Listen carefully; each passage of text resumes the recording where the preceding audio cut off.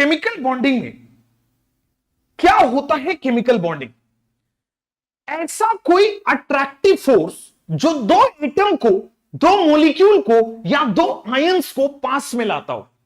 What is chemical bond या chemical bonding? ये process क्या है? एक अट्रैक्टिव फोर्स है जिससे दो एटम या दो मॉलिक्यूल या दो आयन पास में रहते हैं, उसी को केमिकल बॉन्डिंग कहते हैं। आइए देखिए यहां पे व्हाट इज केमिकल बॉन्ड। तो केमिकल बॉन्ड अट्रैक्टिव फोर्स है जो दो एटम, दो मॉलिक्यूल, दो आयन को पास में लाता है।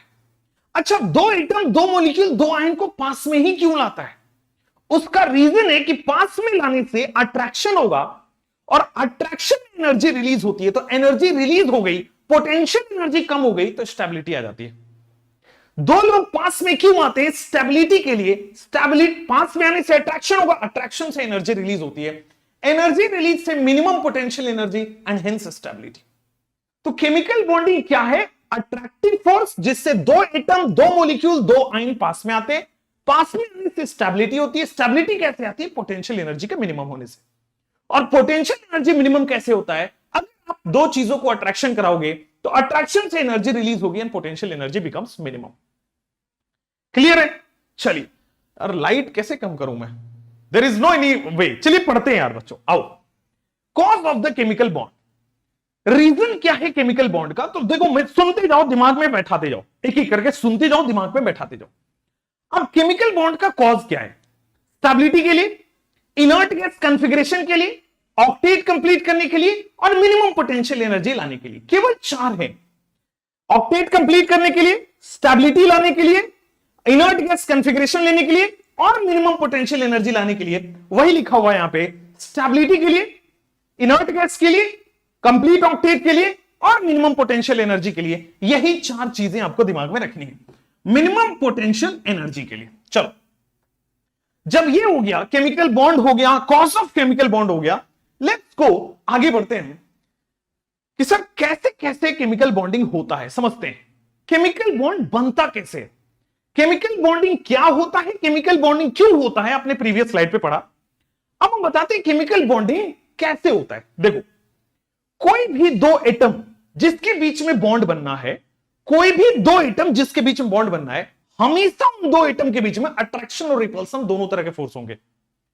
कोई भी दो एटम जिनके बीच में बॉन्ड बनना है, कोई भी दो मॉलिक्यूल जिनके बीच में बॉन्ड बनना है, कोई भी दो आयन जिनके बीच में बॉन्ड बनना है, हमेशा अट्रैक्टिव फोर्स भी होगा और रिपल्सिव फोर्स भी होगा। कैसे अट्रैक्टिव फोर्स हो गया? आओ, ये एटम ए दिख रहा है, एटम बी दिख रहा है। हर एटम में न्यूक्लियस होगा, हर एटम में इलेक्ट्रॉन होगा।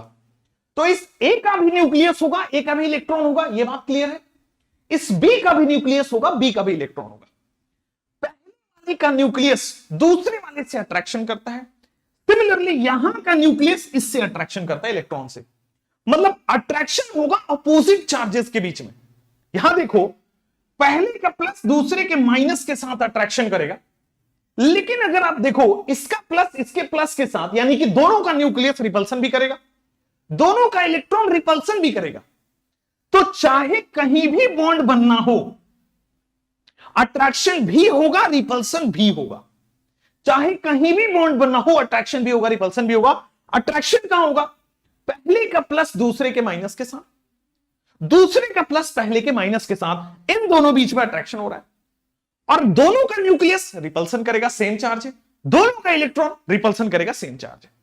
तो अब मैं बता रहा हूं कि कहीं भी बॉन्ड बनना हो, attraction as well as repulsion दोनों तरह के फोर्स लगते हैं।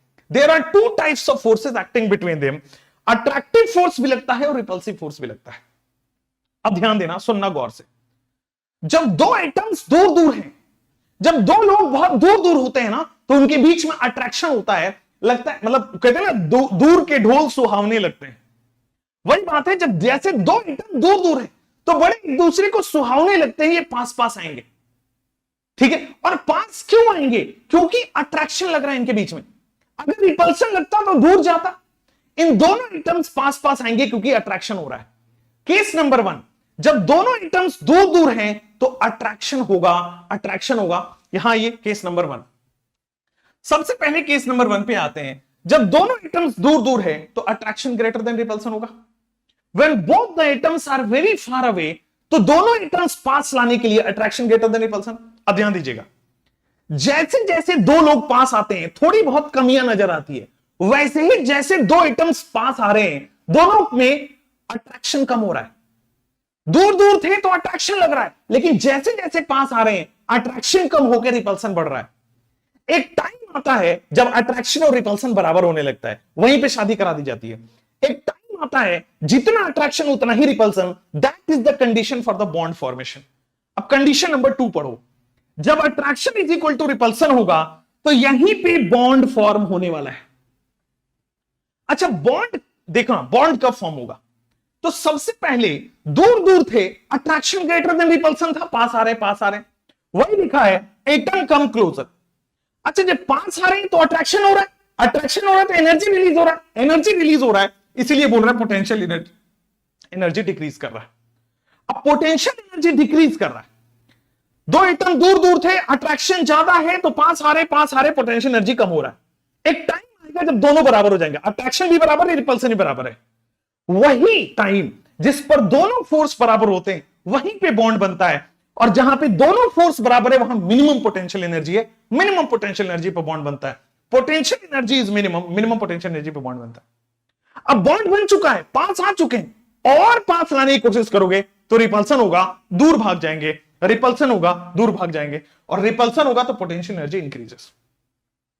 Case number 1, case number 2, case number 3, attraction ज्यादा है तो पास आएंगे, अट्रैक्शन रिपल्सन बराबर है तो बॉन्ड बनेगा, अगर रिपल्सन बढ़ गया तो बॉन्ड टूट जाएगा, दूर दूर भाग जाएगा। बोलो यहां पे क्लियर है? समझ में आया? कोई प्रॉब्लम नहीं है, आगे बढ़ सकते हैं। वॉइस ठीक है?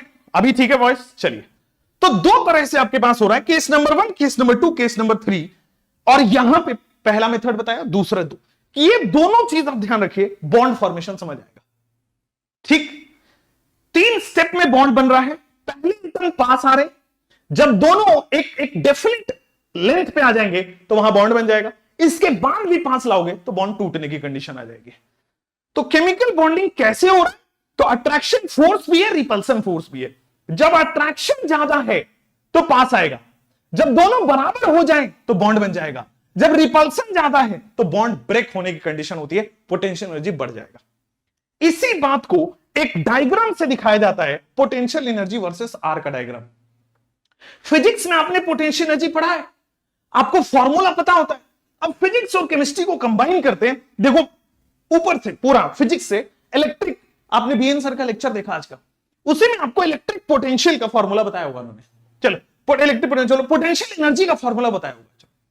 क्या पोटेंशियल एनर्जी का फॉर्मूला यही बताया, KQ1 Q2 अपॉन R। अच्छा, अगर मान लो दो एटम्स बहुत दूर दूर हैं तो क्या मैं R को इंफिनिटी बोल दूं? अगर दो एटम्स बहुत दूर दूर हैं तो क्या R को इंफिनिटी बोल दूं?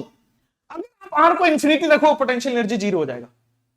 तो जब दो एटम्स दूर दूर हैं तो पोटेंशियल एनर्जी जीरो, और यही ओरिजिन वाला लाइन है बेटा, ये ओरिजिन वाला लाइन है, this straight line is origin वाला लाइन।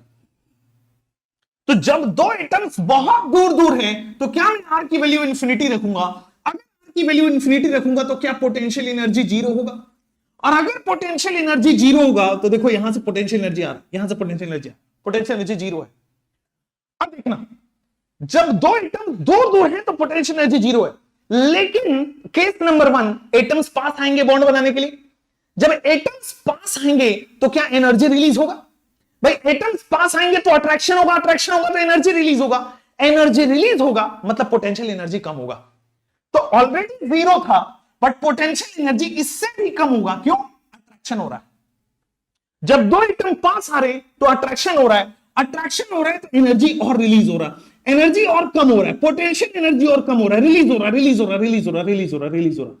सो एक टाइम आएगा जब attraction is equal to repulsion हो जाएगा। बोला था ना, जब तक अट्रैक्शन फोर्स ज्यादा है तब तक वो क्या करेगा? पास आता रहेगा। लेकिन एक टाइम है जहां पे दोनों बराबर हो जाते हैं, और जब दोनों बराबर हो जाते हैं उस केस पे पोटेंशियल एनर्जी इज मिनिमम। जब दोनों बराबर हो जाते हैं उस केस पे potential energy is minimum, and bond fraction की जगह आप लिखिए बॉन्ड फॉर्मेशन टेक्स प्लेस। जहां पे पोटेंशियल एनर्जी मिनिमम है वहीं पे बॉन्ड बनता है। अच्छा, अब यहां बॉन्ड बन चुका है, यहां पे attraction is equal to repulsion है, बॉन्ड कहां बनेगा? जहां पे अट्रैक्शन इक्वल टू रिपल्सन है। इससे भी पास लाओगे तो क्या बॉन्ड टूट जाएगा? इससे भी पास लाओगे तो क्या बॉन्ड स्प्लिट हो जाएगा? हाँ, इससे भी पास लाया तो बेटा बॉन्ड स्प्लिट हो जाएगा, इससे भी पास लाओगे बॉन्ड स्प्लिट हो जाएगा, टूट जाएगा, पोटेंशियल एनर्जी बढ़ जाएगा। ध्यान दो, जब इससे भी पास लाओगे तो क्या रिपल्सन होने लगेगा? जब इससे भी पास लाओगे तो रिपल्सन ग्रेटर देन अट्रैक्शन हो जाएगा, और जब रिपल्सन ज्यादा है तो क्या पोटेंशियल एनर्जी बढ़ेगा कि कम होगा? बढ़ेगा। तो पोटेंशियल एनर्जी इसी वजह से यहां पे बढ़ना स्टार्ट हो गया। पोटेंशियल एनर्जी बढ़ेगा कि कम होगा? पोटेंशियल एनर्जी बढ़ना स्टार्ट हो गया। अच्छा, पोटेंशियल एनर्जी यहां से यहां कम क्यों हो रहा है? पोटेंशियल एनर्जी यहां से यहां तक कम क्यों हो रहा है? क्योंकि जब एटम दूर दूर हैं तो अट्रैक्शन ग्रेटर देन रिपल्सन हो रहा है। बोलो clear? Attraction greater than repulsion हो रहा है, ये कहानी आपके सामने रही। Attraction is equal to repulsion हो गया, पोटेंशियल एनर्जी मिनिमम रहा, रिपल्सन ग्रेटर देन अट्रैक्शन रहा, आपके पास पोटेंशियल एनर्जी बढ़ गया। This is the potential energy versus R graph. अब ध्यान देना, जहां बॉन्ड बन रहा है ना, वहां पे मैक्सिमम एनर्जी रिलीज हो जाएगी। The energy released during the bond formation is the bond energy. ये जो एनर्जी रिलीज हुई है ना बॉन्ड फॉर्मेशन में, इसी को कहते हैं बॉन्ड एनर्जी। एक बार सवाल आया था, इसको एक्स डिनोट कर दिया, कहता है एक्स क्या डिनोट कर रहा है? जो पोटेंशियल एनर्जी के पैरेलल है वो एनर्जी, देखो ये वाला किसको डोनेट कर रहा है? एनर्जी को डिनोट कर रहा है। अच्छा, ये एक्स एक्सिस क्या था? तो एक्स एक्सिस लेंथ था, तो वैसा डिस्टेंस जहां पर बॉन्ड बना हो दैट इज बॉन्ड लेंथ, वैसा डिस्टेंस जहां पे बॉन्ड बना दैट इज बॉन्ड लेंथ। यहां पे एनर्जी रिलीज हो गई बॉन्ड बनने में, दैट इज बॉन्ड एनर्जी। तो बॉन्ड लेंथ हो गया, बॉन्ड एनर्जी हो गया। बोलो क्लियर है?